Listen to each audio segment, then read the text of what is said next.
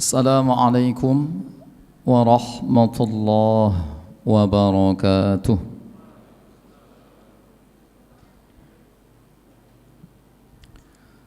Bismillahirrahmanirrahim. Alhamdulillahi rabbil alamin. Hamdan naimin, hamdas syakirin, hamdas sabirin, hamdaz zakirin, hamdal anbiya'i wal mursalin wal malaikatil muqarrabin. Wabillahi nasta'in ala umurid dunya wad din. Wa afdalus salati wa atamu taslim ala sayyidil awwalin wal akhirin sayyidil khalqi ajma'in sayyidina wa habibina wa syafi'ina wa dhukhrina wa malathina wa qurrati a'yunina wa maulana Muhammadin wa ala alihi wa sahbihi ajma'in wa ba'd. Untayan kalimat puja, puji dan syukur kita bersama kita persembahkan kehadirat Allah Subhanahu wa ta'ala, diiringi dengan rangkaian salawat dan salam yang kita juga haturkan keharibaan junjungan alam, kekasih Allah dan segenap alam, baginda Muhammad al-Mustafa Rasulullah sallallahu alaihi wasallam, keluarga dan para sahabat beliau radhiyallahu anhum ajma'in. Mudah-mudahan kebersamaan kita di majelis yang mulia ini, di masjid yang suci ini, yang kita buka dengan tahmid dan selawat, kiranya majlis kita senantiasa dalam curahan rahmat, ridho dan limpahan barakah dari Allah Subhanahu wa ta'ala. Amin ya rabbal alamin. Yang terhormat dan mulia kepada jemaah sekalian, para tetamu Allah di rumahnya yang agung ini, Bapak Anda, Ibunda, hadirin hadirat, hafizakumullah ta'ala wa ra'akum. Kalau masjid-masjid yang lain umumnya di kota Medan kita ini pada saat Ramadan di akhir-akhir harinya seperti saat dan malam ini semakin sunyi dan berkurang jemaahnya. Tapi tidak sepertinya ya, untuk Masjid Al-Jihad. Beda dengan Masjid Al-Jihad. Semakin akan berakhirnya bulan suci ini, semakin luar biasa yang hadir ke masjid kita ini. Inilah mungkin rahasianya masjid kita ini dinamai Al-Jihad. Yang berhadir memang sungguh-sungguh ingin berjihad, bermujahadah di jalan Allah Subhanahu wa ta'ala.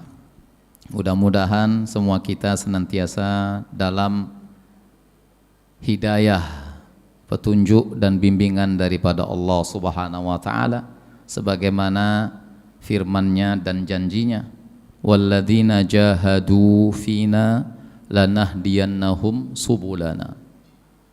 Dan mereka-mereka hamba-hamba Allah, ya mudah-mudahan ya Allah izinkan kita masuk kepada golongan ini yang beliau tuangkan dalam firman-Nya ini, walladzina jahadu, dan mereka-mereka yang senantiasa bermujahadah, bersungguh-sungguh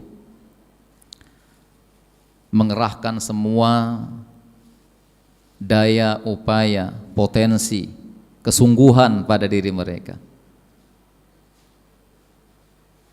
Untuk apa? Pada apa? Fina, kata Allah, padaku, pada diriku, buat diriku, di jalanku. Lanahdiyannahum subulana, dipastikan kami akan tetap memberikan bimbingan, petunjuk, syukur, hidayah, untuk kiranya mereka tetap di atas jalan-jalan kami. Mudah-mudahan kita semua yang dari rumah ya, dengan semangat bermujahadah di bulan Ramadan ini, ya, di akhir-akhir malam Ramadan ini, dan ini malam ke-29, ya, malam ganjil terakhir bulan suci Ramadan ini. Dengan niat mujahadah tersebut, kiranya kita senantiasa dalam inayah, riayah dan hidayah Allah Subhanahu wa taala. Amin ya rabbal alamin. Oleh karena itu, mari bersama dengan tidak maksud menggurui, sekedar hanya untuk mengingatkan kita bersama, termasuk diri Al-Fakir sendiri. Kita pasang niat sebanyak-banyaknya dan sebaik-baiknya. Hadir kita malam ini semata-mata untuk meraih keridhaan Allah Subhanahu wa taala, meraih nilai-nilai yang Allah titipkan, ya, di bulan sucinya ini, di malam-malam seperti ini, ya, nilai-nilai yang diselimuti oleh ridho Allah Subhanahu wa taala, karunia-Nya, nikmatnya, kemaafannya, kepemurahannya, kasih sayangnya, dan semua anugerah yang Allah limpahkan kepada kita. Mudah-mudahan, ya, itulah yang menjadi niat, ya, iktikad baik kita dari rumah, ya, beranjak dengan mujahadahnya tadi untuk bersama-sama, ya, di malam ini, ya, kita lalui di Masjid Al-Jihad ini. Dan tidak lupa niat yang bahagian daripada hakikat keridhaan Allah Ta'ala yang kita cari.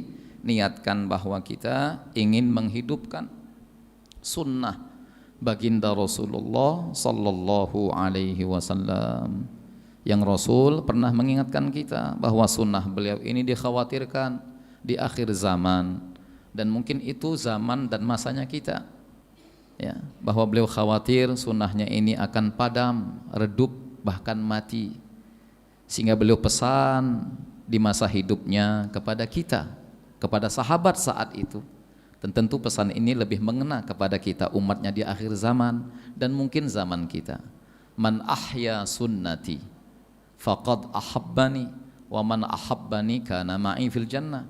Siapa yang menghidupkan sunnahku, di mana kesan daripada ungkapan ini, lantunan suci sabda Rasul ini, bahwa di akhir zaman sunnah beliau ditinggalkan sehingga redup, tidak bersinar di tengah umatnya.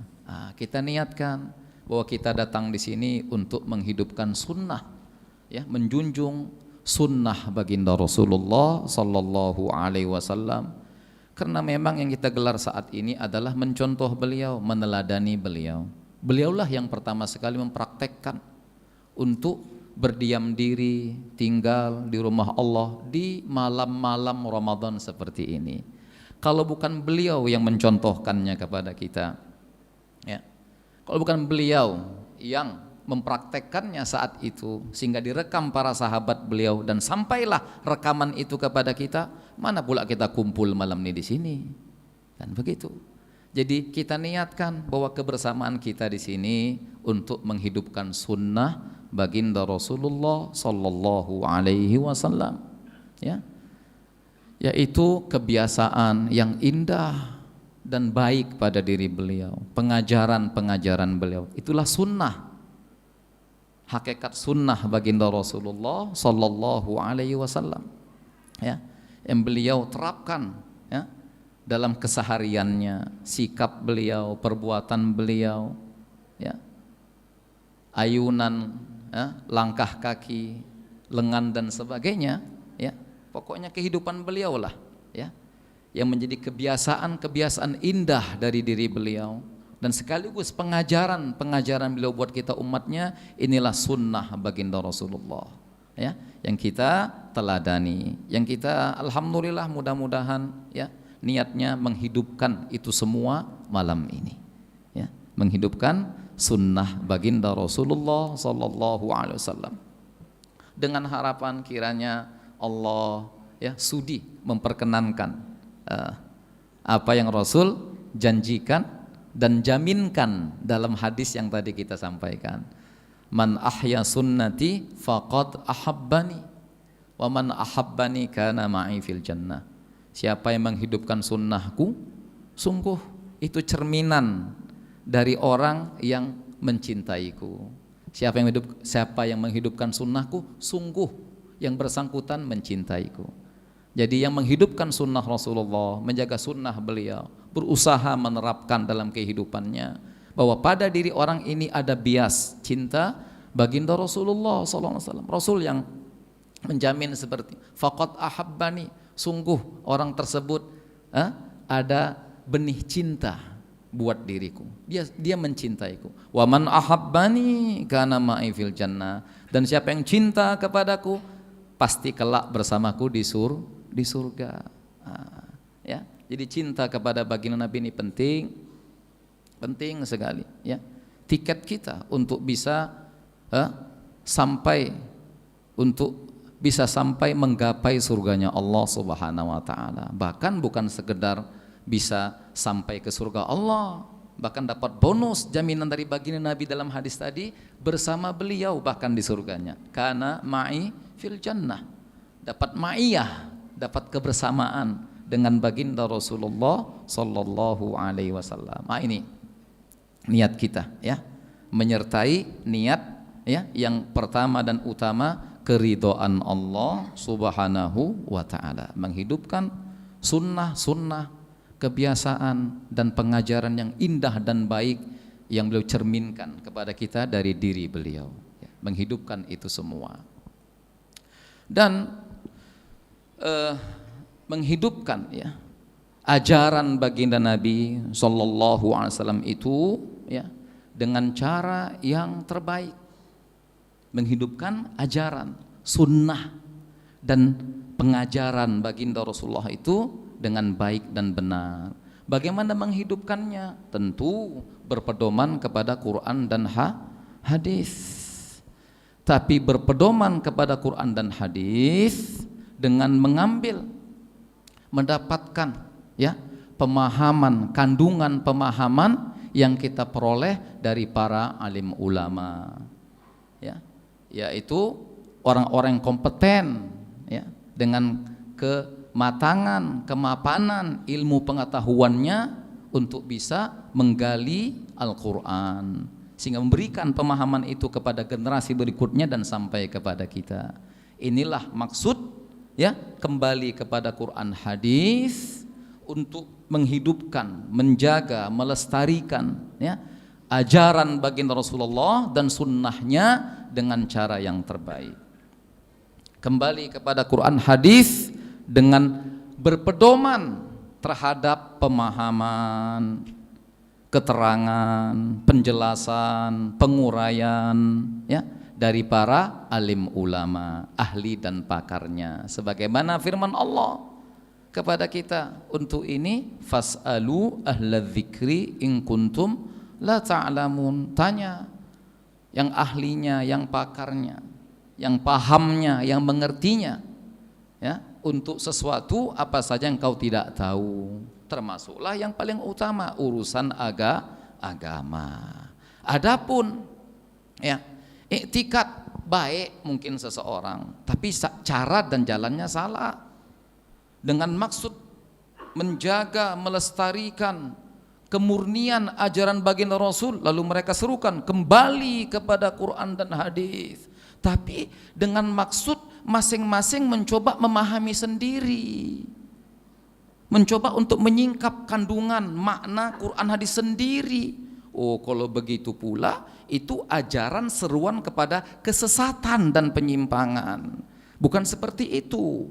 Maksud mempedomani baginda Nabi dan menjaga ajaran suci beliau, menjaga kemurnian sunnah dan pengajaran beliau.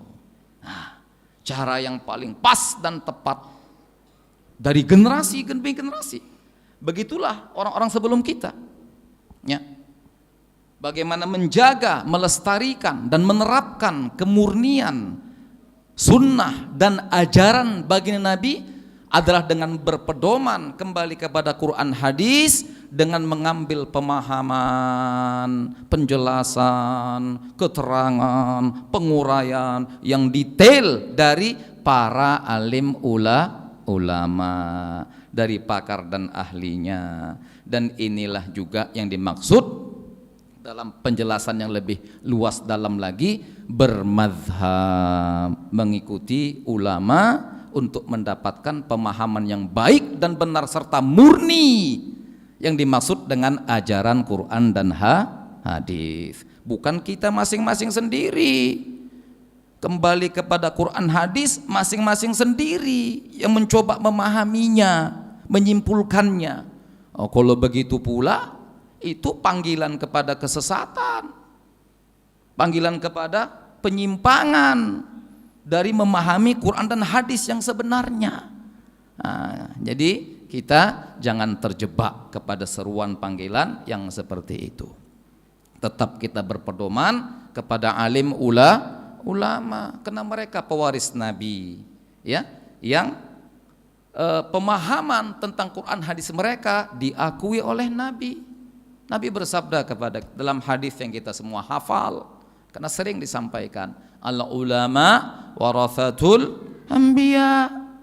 Alim ulama itu pewaris Nabi. Artinya kalau nggak jumpa sama aku, karena aku juga nggak hidup lama-lama, 60-an tahun, terpaksa meninggalkan dunia ini dan kalian semua. Tapi jangan khawatir, aku punya pewaris. Aku punya pewaris, ada ahli warisku.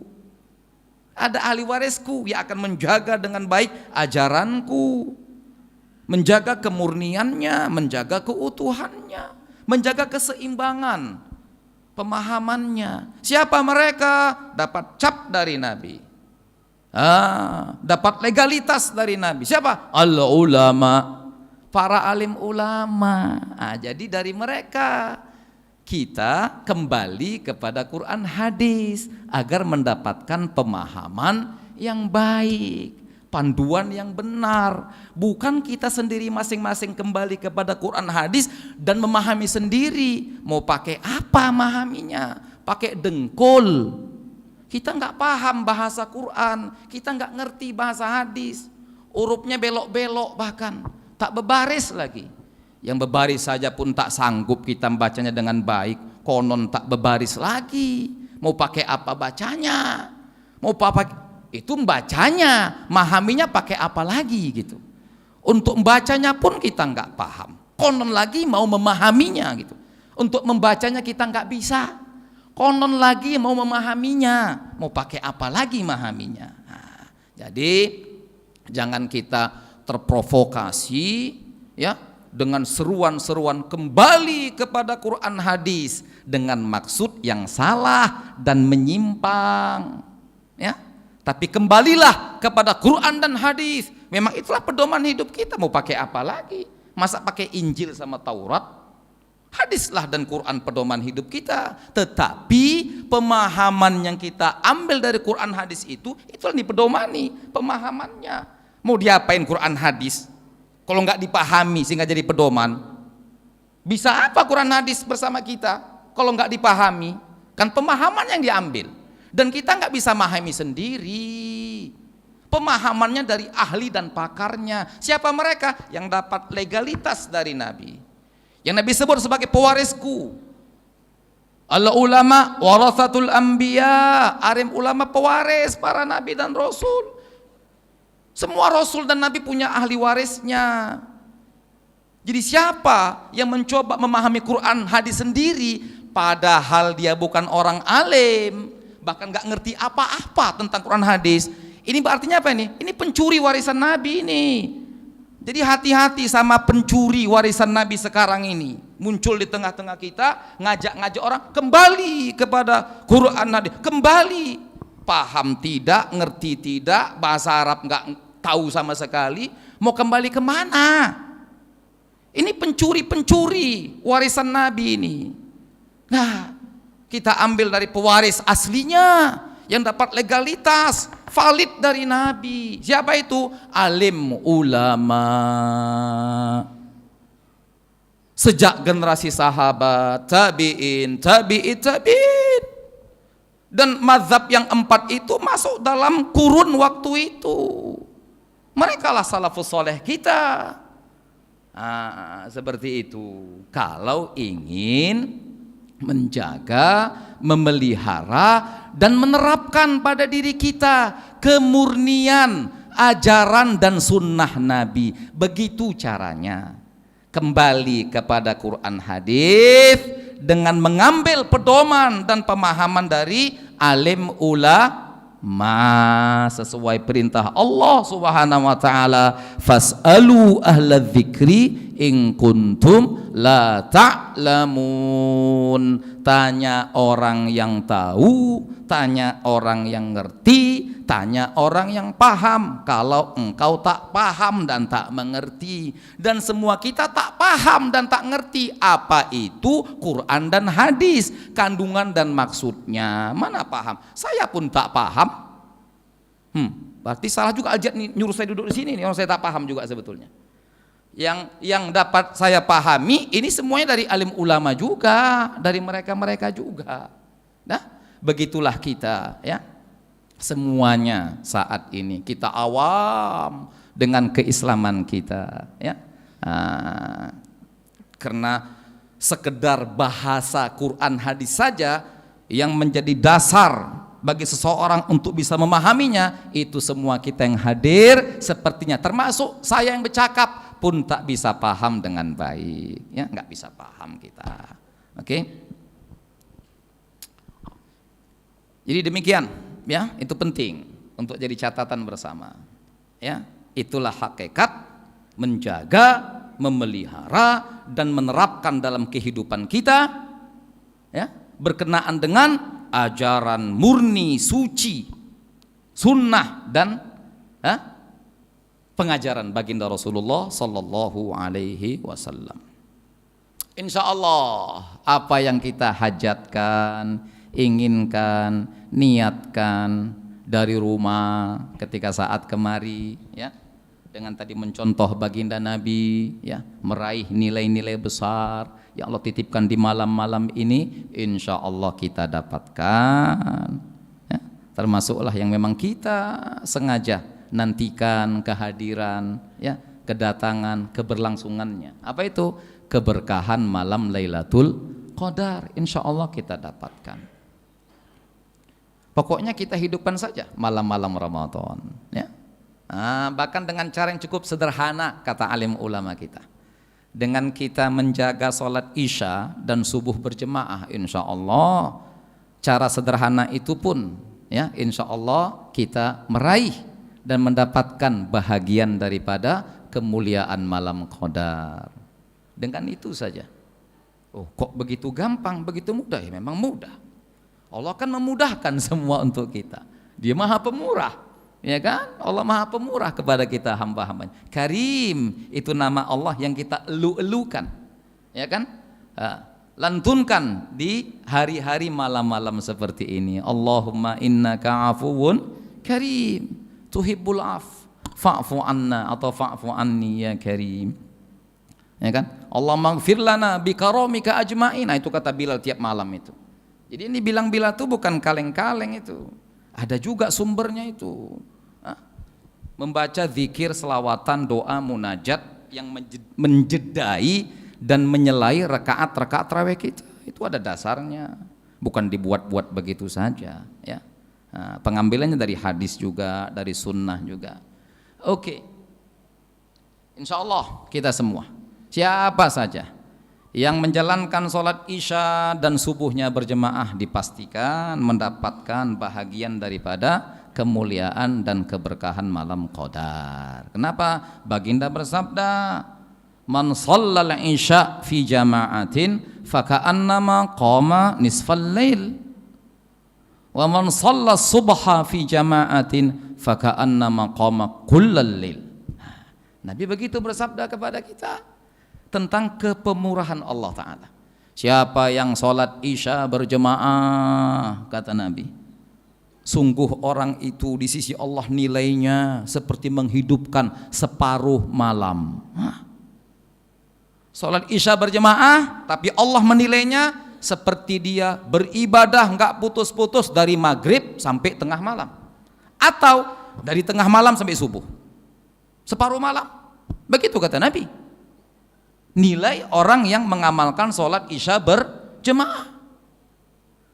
Sementara waman shallas subha fi jama'atin faka'annama qama kullal lail, dan siapa yang menjalankan, menunaikan sholat subuh berjamaah, maka seakan-akan orang tersebut, hadisnya sahih, maka orang tersebut seakan-akan menghidupkan seluruh malam. Dia sholat subuh berjamaah, malamnya mungkin tidur, apalah kira-kira amalannya, aktivitasnya. Tapi Allah menilainya dengan kedermawanannya, dengan kepemurahannya, dengan sebutan nama Karim yang disandangnya. Di sisi Allah dianggap dia menghidupkan seluruh malam. Kalau begitu berarti orang yang sholat isya berjamaah, subuh berjamaah di malam-malam seperti ini dipastikan mendapatkan bahagian kadar daripada keberkahan, kemuliaan malam Lailatul Qadar. Dapat insya Allah, yakin saya dapat. Allah pemurah. Kalaulah dengan cara sederhana, cukup isya dan subuh saja dijaga berjemaah di rumah-rumah Allah Ta'ala. Bagaimana dengan kita yang gak pernah tinggal sejak malam pertamanya, taraweh dan witirnya juga berjemaah, kira-kira gimana? Oh, pastilah dapat, bahkan porsinya lebih besar lagi dari yang sekedar isya dan subuh saja. Kan begitu, semua dapat. Lalu bagaimana yang iktikaf pula di masjid? Wah, kalau iktikaf di masjid nasi bungkus pun dapat waktu mau sahur. Jangan Lailatul Qadar. Udah pastilah dapat, apa tak dapat pula? Isya subuh berjemaah dapat. Taraweh witir berjemaah lebih lagi dapatnya. Iktikaf semalam suntuk di masjid. Tapi jangan kena suntuk ke masjidnya.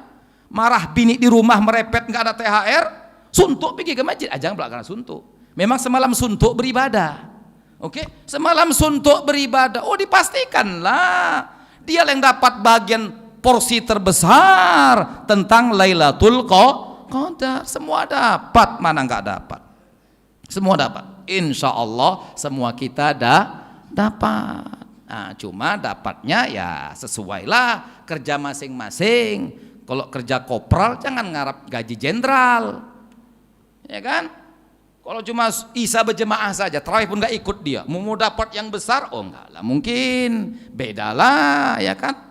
Sama macam sedekah juga, berapapun disedekahkan pasti dapat lah. Sedekah 1000 perak pun dapat dari Tuhan balasannya, masa nggak dapat pula? Saya bilang nggak dapat kalau 1000. 1000 nggak kami terima, siapa yang bilang? 1000 pun dapat, 100.000 dapat juga, lebih besar lagi dari 1000. 1 juta, oh lebih besar lagi dapat. 1 M lebih besar lagi dapatnya. Semua dapat, tapi sesuai dengan kadar ya masing-masing. Begitu juga malam Qadar ini. Semua dapat kita insya Allah selama kita muliakan malam-malamnya dengan bahagian daripada amal ibadah kita. Sederhananya tadi ikut sabda Nabi tadi, isya subuh saja berjemaah, itu pun juga mudah-mudahan ya menjadi jaminan kita mendapatkan bahagian daripada malam Qadar kita ini insya Allah. Amin ya rabbal alamin. Tetapi jangan lupa ya, kita cerita tadi kadar yang didapatkan dari amal yang kita persembahkan kepada Allah. Tapi jangan lupa amal yang Allah terima itu kan yang betul-betul untuk Dia, ya kan, tulus ikhlas kepadanya sebagaimana perintah Allah kepada kita dan orang-orang sebelumnya. Wa ma umiru illa liya'budullaha mukhlishina lahuddin. Ya, mereka tidak diperintahkan Allah, semua umat dahulu begitu. Kita juga seperti itu. Jadi dituntut juga pastinya keikhlasan, ketulusan dari kita dalam menjalankan semua ini semata-mata peruntukannya buat Allah saja, bukan buat apa-apa yang lain. Oke. Dan untuk kiranya kita dapat menduga lah ya, bahwa amal kita ini mudah-mudahan berterima di sisi Allah Ta'ala. Ada seuntai mutiara hikmah ya, yang luar biasa memberikan panduan pedoman untuk kiranya kita mereka menduga amal kita insya Allah berterima di sisi Allah Subhanahu wa Ta'ala, dan perlu jadi perhatian dan pembelajaran bagi kita. Sayyidil Imam Ahmad Ibnu Athaillah Sakandari dalam untaian mutiara hikmahnya, beliau ada mengingatkan dan berpesan, la amala arjalil qabul min amalin yaghibu anka syuhuduhu wa yuhtaqar indaka wujuduhu. Lebih kurang seperti itu bunyi mutiara hikmahnya. Maksud atau lebih kurang terjemahannya, tidak ada amalan, tidak ada amal ibadah ya, ketaatan apapun lah, tidak ada amal perbuatan yang lebih kuat diduga untuk diterima oleh Allah Ta'ala. Tidak ada amalan yang besar harapannya berterima di sisi Allah Ta'ala seperti amalan yang kau tidak menyaksikannya, artinya tidak mengingatnya lagi seakan-akan kau melakukannya, dan wa yuhtaqara indaka wujuduhu, dan kita anggap amal itu tidak ada apa-apanya sama sekali.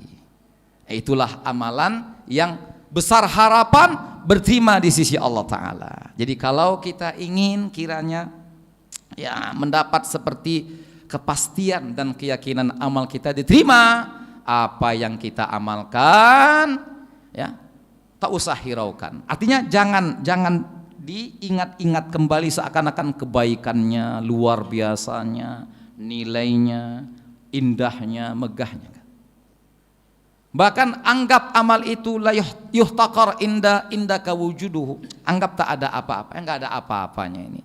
Amalan yang sebetulnya enggak layak dipersembahkan kepada Tuhan. Amalan yang enggak pantas dan malu sungguhnya seperti ini dipersembahkan kepada Tuhan. Jauh dari apa yang diharapkan.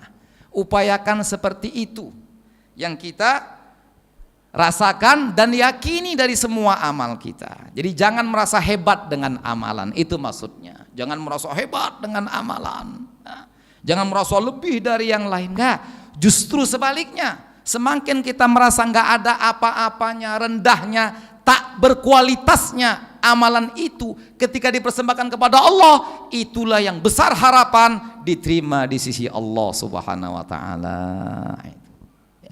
Dan kita pun selamat, kita juga selamat dari apa? Dari khawatir munculnya rasa besar dengan amal-amal baik tadi, rasa bangga, rasa ujub, sebagaimana menghantui iblis, sehingga gara-gara itulah iblis terlaknat di sisi Allah Subhanahu wa Ta'ala. Kenapa? Merasa besar, merasa hebat, merasa lebih dengan amal ibadah perbuatannya selama itu. Jadi ini panduan yang luar biasa dalam kita beramal, sekaligus trik sederhana untuk kita bisa merekah bahwa amal ini mudah-mudahan berterima di sisi Allah Subhanahu wa Ta'ala. Ya, jangan lagi ingat-ingat, jangan lagi merasa wah hebat luar biasa, mak ini nggak ada yang macam aku amal seperti ini. Ya ghibu angka syuhuduhu, karena memang amal itu kan hakikatnya nih, itu kan persembahan Allah, hadiahnya buat kita, ya kan? Allah juga yang menciptakan amal perbuatan kita. Kalau kita tinjau dari kajian tauhidnya, Allah berfirman kepada kita, wallahu khalaqakum wa ma ta'malun. Allah yang menjadikanmu dan semua amal perbuatanmu. Ya, kita nggak ada apa-apanya. Ya, semua dari Tuhan, kemudahan-kemudahan Tuhan, ya kan? Kelanggengan-kelanggengan dari Tuhan, kita nggak ada apa-apanya. Oleh karena itu nggak perlu kita Jangan kita merasa apa-apa, merasa lebih, merasa besar. Enggak. Upayakan amal kita itu anggap enggak ada apa-apanya. Rendah tak bermana. Malu pun mempersembahkannya kepada Tuhan. Wa yuhtaqar 'indaka wujuduhu. Itu kata Sayyidil Imam As-Sakandari dalam Mutiara Hikmah ini. Oke. Nah, insyaallah mudah-mudahan dengan seperti itu ya lebih kuat dan besar harapan amal kita berterima di sisi Allah Subhanahu wa ta'ala insyaallah. Amin ya rabbal alamin. Dan jangan lupa Rasulullah ngajari kita kalimat suci yang sunnah dilantunkan setiap saat berulang-ulang kali, termasuk zikir ma'thur sabah wal masa. Zikir ma'thur pagi dan petang. Apa itu? La haula wala quwwata illa billah al-aliyyil azim. La haula, kata ulama yang menafsirkan untayan kalimat suci ini, la haula li fi'li ta'ah wala quwwata li tarkil ma'siyah illa billah al-aliyyil azim. Enggak ada daya kekuatan untuk bisa melakukan ketaatan dan tidak ada juga potensi daya untuk bisa meninggalkan kemaksiatan kecuali dengan Allah, bersama Allah, anugerah Allah, hidayah Allah, inayah Allah, riayah Allah, taufik Allah dan sebagainya. Bukan kita nggak ada apa-apa, kita kaleng-kaleng semuanya. Semuanya karena Allah Subhanahu wa taala, ya kan? Minallah, ya kan? Billah, ma Allah, semua seperti itu. Jadi anggap amal kita nggak ada apa-apanya. Semakin kita merasa ya amal kita nggak ada apa-apanya, maka semakin besar peluang harapan amal itu berterima di sisi Allah Subhanahu wa taala. Apa mutiara hikmahnya tadi? La amala arjalil qabul min amalin yaghibu anka syuhuduhu wa yuhtaqaru indaka wujuduhu. Kemudian di antara yang sunnah, sunnah lagi nih, sunnah Nabi untuk kita lantunkan ya, diperbanyak lantunannya di malam-malam seperti ini ya, di 10 terakhir khususnya di malam seperti ini, malam terakhir ini juga bagi saudara kita Muhammadiyah, bagi kita umumnya jihad bagaimana selama ini dalam mengakhiri Ramadannya, itu saya maksud bagi kita ya, bagaimana al-jihad biasa mengakhiri Ramadannya ya, tunggu dululah apa yang menjadi putusan ketetapan pemerintah ya, mungkin Jumat ya, 1 Syawalnya, mungkin juga Sabtu ya, sabar saja. Tapi kalau saya pribadi berharap Sabtu lebarannya, supaya apa? Dapat bonus 1 hari lagi puasanya, Jumat pula lagi, kan paten dapat 5 Jumat Ramadan ini, kan mantap. Kenapa kamu cepat-cepat kali? Kamu cepat-cepat keluar saja dari Ramadan. Sayanglah, ada 1 hari kesempatan lagi untuk bisa beramal. Kemuliaan Jumat dan Ramadan disatu padukan sama Allah Ta'ala. Kan sayang kesempatan seperti itu. Mudah-mudahan berdoa kita semua besok malam hilal tak nampak ditengok. Amin ya rabbal alamin. Biar genap 30 hari puasanya. Oke, Ustadz ini pakai dialog ini. Saya tak tahu ini. Ada juga tanya jawab. Oke, sebentar, saya selesaikan dulu.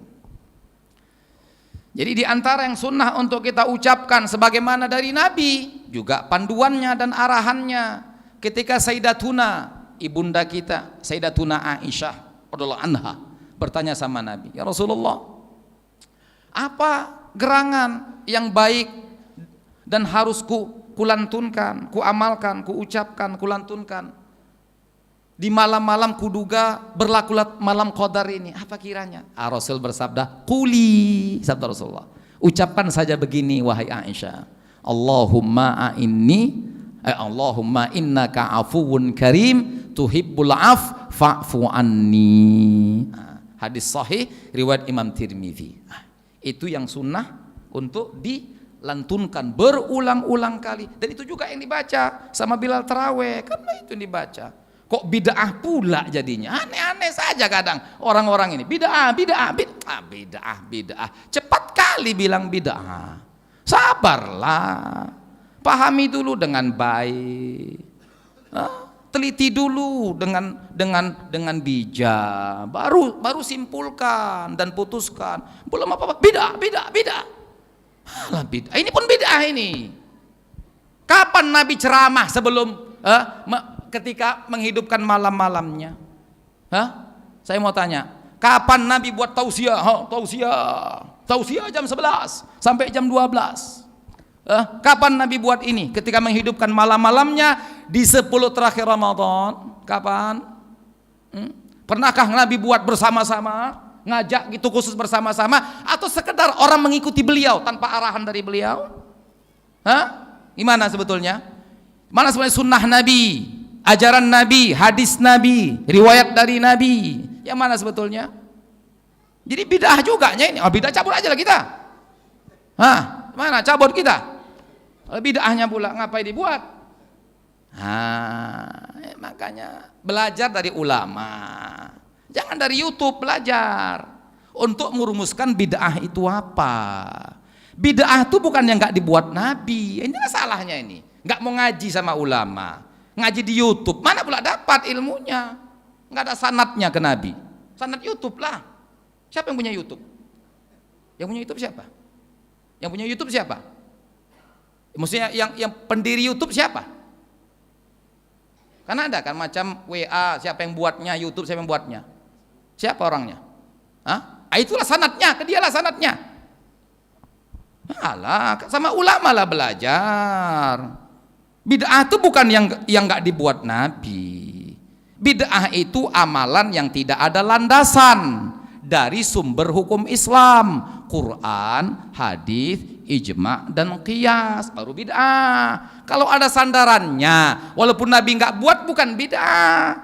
Itu sunnah namanya, sunnah hasanah atau bid'ah hasanah lah. Kalau mau disebut bid'ah juga nggak apa-apa, lughatan bid'ah hasanah.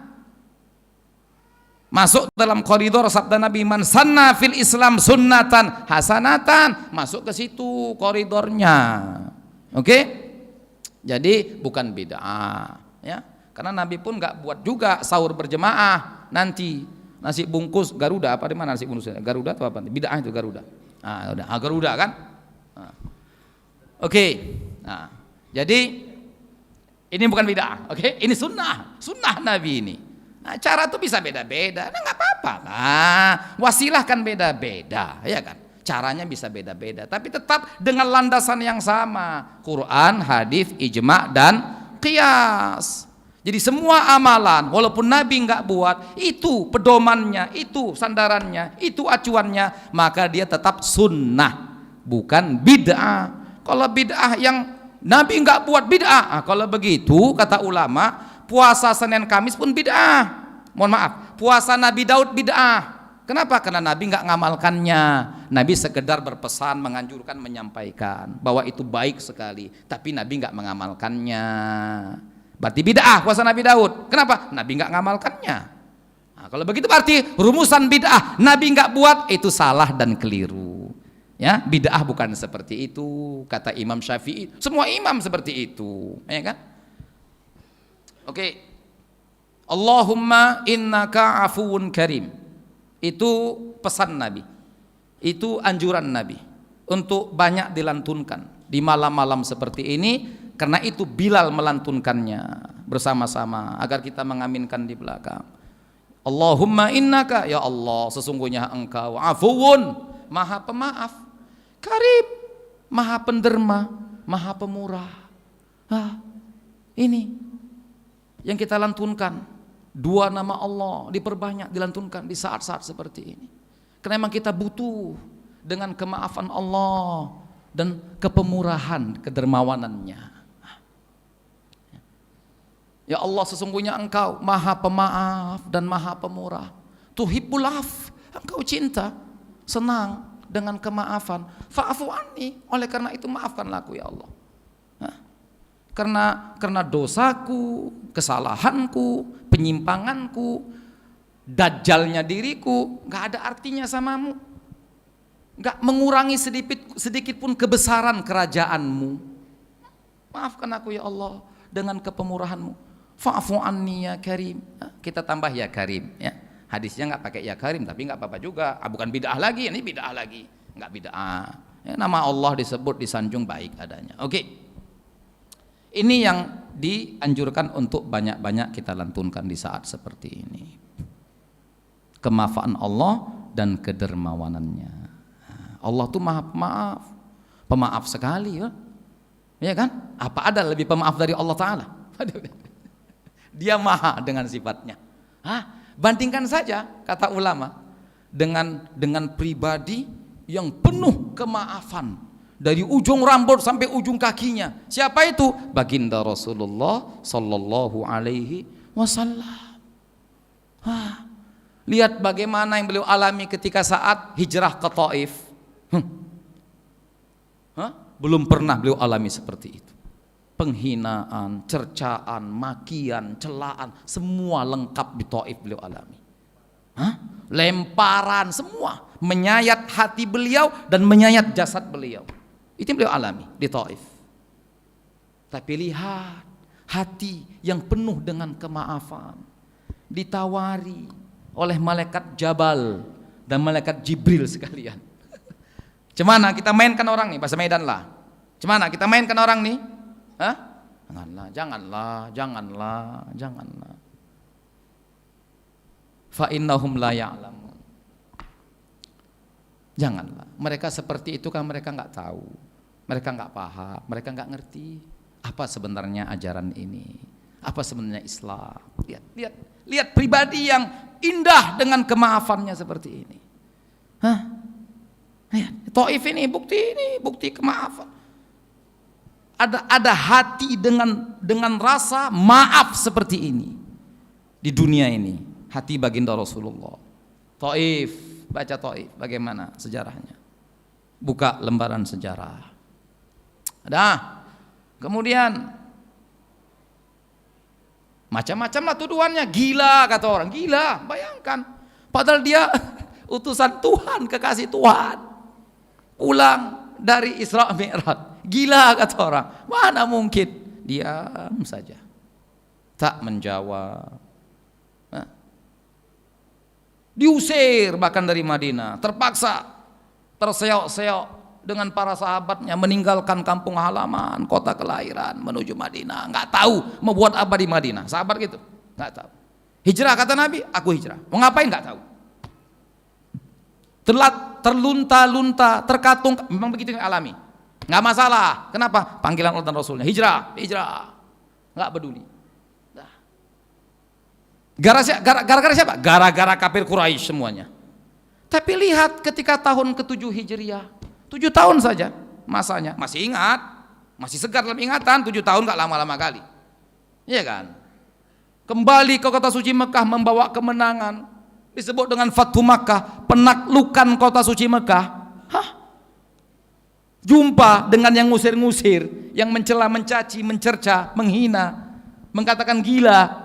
Apa yang Rasul buat? Sikap apa yang Rasul berikan kepada mereka?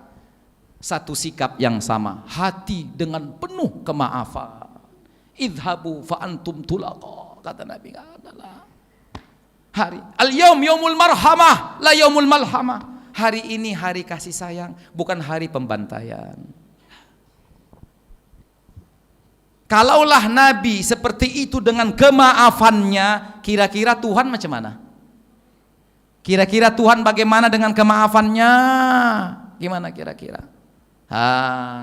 Mari kita perhatikan hadis ini. Sebagai penutup nih Ustaz, penutup. Habis itu silakanlah diskusi, tanya jawab, mau makan pun nggak apa-apa. Setuju saya. Nah. Lihat bagaimana kemaafan Allah Subhanahu wa taala. Sengaja Imam Nawawi meletakkan hadis ini di akhir hadis yang beliau susun ya dalam arba'innya, sengaja untuk mendapatkan keberkahan kandungan hadis ini. Nah, apa bunyinya? Riwayat dari baginda Anas bin Malik radhiyallahu anhu. Qala sami'tu Rasulullah sallallahu, hadis sahih. Nanti banyak kali yang bilang di hatinya ini sahih enggak? Gitu kan? Banyak anti begitu sebut hadis, anti dalam arti sahih. Ini bid'ah ini dhaif ini maudhu'. Hadisnya sahih. Riwayat Imam Tirmizi. Sahih hadisnya. Oke. Apa bunyinya? Ini bunyinya. Sami'tu Rasulullah, kata baginda Anas bin Malik. Aku ada mendengar langsung baginda Rasulullah sallallahu alaihi wasallam bersabda. Yaqul. Qala Allah tabaraka wa taala. Rasul bersabda. Apa kata Rasulullah? Allah berfirman. Berarti hadisnya hadis qudsi. Nah, itu dia. Hadis ini hadis qudsi. Kenapa? Rasul bersabda, Allah berfirman. Nah, jadi kalau Rasul menyebut Allah berfirman dalam hadisnya, berarti hadis qudsi. Qala Allah tabaraka wa ta'ala, ya bna Adam, innaka ma da'autani wa rajautani, ghafartu lak ala ma kana fika, wala ubali. Ya bna Adam, law balagat dhunubuka anana as-sama, thumma astaghfartani, ghafartu lak wala ubali. Wa ya bna Adam, innaka law ataitani biqurabil ard khataya thumma laqitani la tusyriku bi syai'a la ataituka biqurabiha maghfiratan. Lebih kurang terjemahannya. Allah berfirman dalam hadis kursi ini, wahai anak Adam, wahai hambaku, wahai hamba-hambaku, sesungguhnya selama engkau berdoa, berharap, memohon kepadaku, selama kau tetap berharap dan memohon kepadaku. Artinya apa? Dia yakini Tuhan, ada Tuhannya, ya, yang memperhatikannya, tempat dia memohon, meminta, mengadu. Innaka ma da'autani wa rajautani, selama engkau wahai hambaku bermohon, meminta, memelas kepadaku, ghafartu lak, aku pasti tetap ampunkan dirimu. Jadi selama kita minta ampunan Allah, sebagaimana yang kita baca saat ini, Allahumma innaka afuwun karim, minta kemaafan, ampunannya, Allah pasti ampunkan, pasti. Hadis ini bilang, Tuhan sendiri yang bilang, ghafartu lak, pasti ku ampunkan. Selama kau memang minta itu kepadaku, kau berharap itu kepadaku, pasti ku ampunkan. Maka nafika, apapun dosa yang ada pada dirimu, wala ubali. Perhatikan kalimat luar biasa. Dan aku tak peduli, kata Tuhan. Bayangkan itu, Tuhan menyapa kita dengan kalimat seperti itu. Pasti ku ampunkan apapun dosamu dan aku tak peduli. Maksudnya, aku tak peduli sebesar apa dosa kau. Nggak peduli aku, karena aku Tuhan, aku yang tetapkan dan mengatur semuanya. Aku nggak peduli. Aku nggak peduli. La ubali, kata Allah. Ya bena Adam, law balagat dhunubuka ananas sama, wahai hambaku, anak Adam, jika saja dosa-dosamu membumbung sampai ke langit, kemudian kau tetap memohon ampunan kepadaku, ghafartu lak, pasti aku berikan engkau ampunanku, dan aku lagi-lagi tidak peduli, kata Tuhan. Nah, lihat nih, sampai ke langit, membumbung sampai ke langit, Allah tetap ampunkan dan dia tidak pernah peduli. Mau nembus langit pun sampai ke ars pun gak apa-apa. Kenapa? Rupanya aku Tuhan, aku pemaaf dan pengampun, aku pemilik segala-galanya. Kenapa rupanya? Aku mau ini. Siapa yang ngatur aku? Siapa yang menentukan aku bersikap? Siapa? Aku Tuhannya. Aku pemilik dunia akhirat. Aku penguasa semua kehidupan ini. Aku mau ini. Siapa mau rupanya lain dari yang kumaui? Siapa? Ghafartu lak. Andai kata dosamu membumbung sampai ke langit, kemudian kau minta ampunanku, kau tetap ku ampuni, dan aku lagi-lagi tidak pernah peduli. Kemudian Allah selanjutnya menyapa kita hamba-hambanya. Ya bena Adam, wahai hambaku, jika kau ataitani, menghampiriku, datang kepadaku dengan dosa seluas bumi ini, sepenuh bumi ini, jika kau datang kepadaku dengan dosa seluas bumi ini, kemudian kau temui aku dengan kau tidak pernah menyekutukanku dengan apapun. Nah, ini lihat kalimat ini, la tusyriku bi syai'a wala tusyriku bi syai'a, kata Allah. Kau menemuiku, kau jumpa denganku dalam keadaan tidak menyekutukanku dengan apapun. Udah, apa kata Allah? La ataituka, biqurabiha maghfiratan. Niscaya ku sambut kedatanganmu, ku jemput dirimu dengan seluas bumi ini juga ampunan dariku. Inilah Allah dengan sifat kemaafannya. Insya Allah semua kita dapat maaf dan ampunan Allah SWT selama kita berharap, bermohon, berdoa, memelas untuk itu semua di hadapan kebesarannya. Wallahu a'lam bishawab. Habis jam 11, 12. Habis sudah, tak ada lagi waktu. Mau zikir nanti. Habis sudah. Tak ada tanya jawab. Kita sambung kapan-kapan. Oke? Jangan lupa poin penting yang saya sampaikan, bahwa maksud kembali kepada Quran hadis dengan berpedoman kepada para ulama untuk memahami dan mengambil isi kandungannya, bukan dipahami sendiri-sendiri. Yang menyeru untuk kembali kepada Quran hadis dengan memahami sendiri-sendiri, mengabaikan peran ulama, memarjinkan fungsi ulama, menganggap nggak ada baiknya ulama dalam ini, dia sendiri yang bisa melakukan. Kalau itu adalah panggilan, seruan kepada kesesatan dunia dan akhirat. Wallahu a'lam bishawab. Allahu Akbar. Kita tutup dengan doa. Bersemangat kan? Jangan ngantuk maksudnya. Alhamdulillah rabbil alamin wassalatu wassalamu ala asyrafil anbiya wal mursalin sayyidina Muhammadin wa ala alihi wa sahbihi ajma'in. Rabbana taqabbal minna innaka antas samiul alim wa tub alaina innaka antat tawwabur rahim.